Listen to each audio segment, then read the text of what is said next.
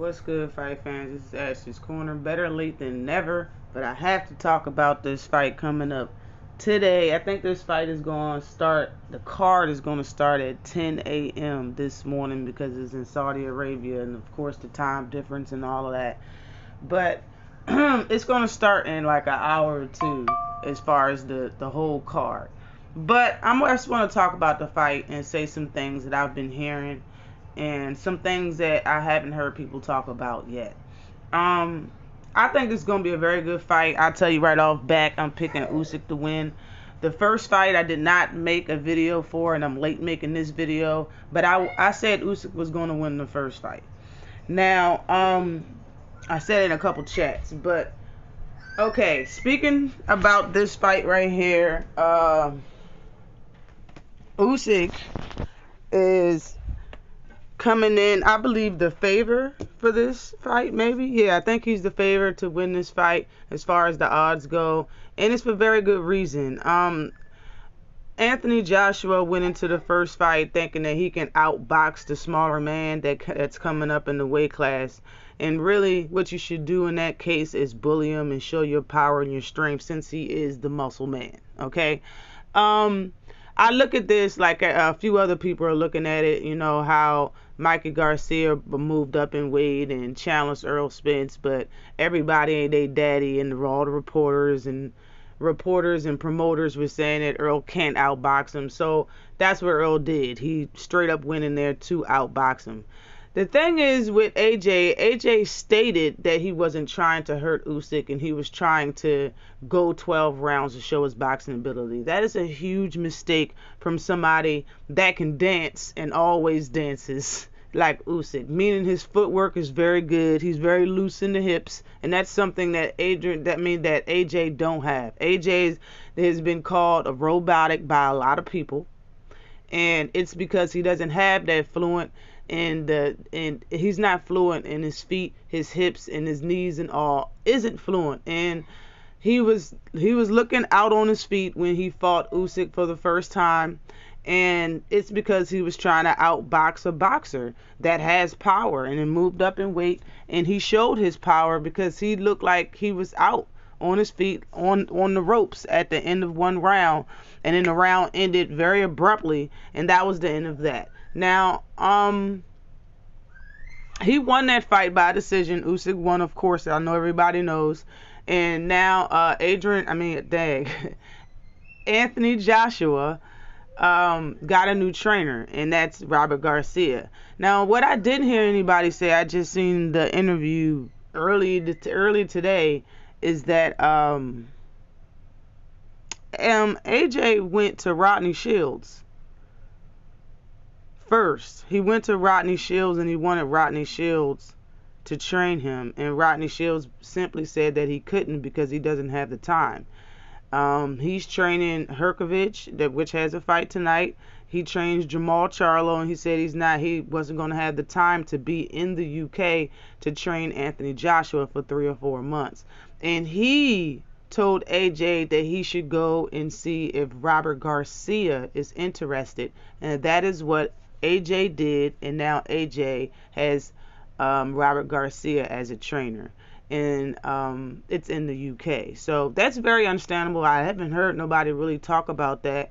I heard a lot of people say, why Robert Garcia? Why go to him and not anybody else? Well, fact is, he did go to somebody else. It's just that person didn't have the time to leave the country for that amount of time because of other fighters that he had in his stable, which is very understandable. But recently I heard the reporter, I think it was Behind the Gloves interview, and he said that over in the UK, he said that the trainer, which is Robert Garcia, and Anthony Joshua isn't seeing eye to eye. He said that. And the thing is with that is when someone is being trained, especially in the UK and all of them different countries train differently than the US trainers. It just is what it is. And Robert Garcia, being a Spanish man, and he trains a lot of Spanish fighters, and they have their own style and way of fighting. So them seeing eye to eye, not seeing eye to eye, isn't really shocking to me. But AJ should have knew what he was getting into when he came to the U.S. looking for a trainer. Like, you should already know it's going to be different, and it should be, because that's the whole reason why you're choosing another trainer, right? You know. So and they keep saying that he needs to be more aggressive, which he should have been. He shouldn't have tried to box the one person that's the best boxer he's ever fought in his career. That's what you just change up your whole game plan and just try to box Usyk. It's a horrible idea, and it never changed throughout the fight. He couldn't adjust. He couldn't do anything different. And like it's been said a bunch of times, you can't change a fighter from one training camp. So I see that Usyk is going to win again. He might be more aggressive all he wants, but Usyk is going, like they say, they keep talking about AJ and his new trainer and how different he's going to be, but they're not giving no homage or recognition or paying any attention to how Usyk is training. Usyk could be doing things different as well. So, and I really think a boxer can adjust better than someone who's trying to outbox a boxer, if that makes any sense. Like, I think Usyk has he has better boxing IQ. He can adjust by himself without going to the corner. AJ has been caught in the corner when fighting Andy Ruiz, asking his trainer and his coach, what is he hitting me with, and how can I get him? What can I hit him with? And that's something that you should already know being in the fight. I didn't really think real hard on this. This is really just how I felt immediately. Just like I said, AJ's a stiff fighter. And fighting a boxer who has power like Usyk, I thought AJ was going to lose the first fight, which he did. So I could be wrong, and AJ could win this fight. But I just don't, like, if he beats Usyk, he will have to stop him. He can't beat him on the cards. And I'm just, like, I'm kind of a little sick to my stomach that AJ even worded it like that, saying that he wasn't trying to hurt Usyk. This is a heavyweight match for all of your titles. The man plays too much, okay?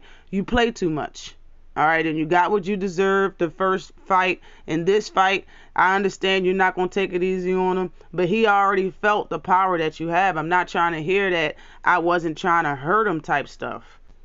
I believe after AJ got cracked real good, he didn't continue to throw soft punches. I'm not trying to hear that. I think for sure that he was trying to hurt Usyk after a certain period of time. It just didn't work. He's using this whole I wanted to go 12 rounds as an excuse, or you're saying it like, oh, well, I wanted to go 12 so I didn't train correctly, if that's what you're saying. But you have a new trainer. I don't know what the excuse is going to be after tonight or this morning, whatever they take, wherever this fight, whenever the main event takes place.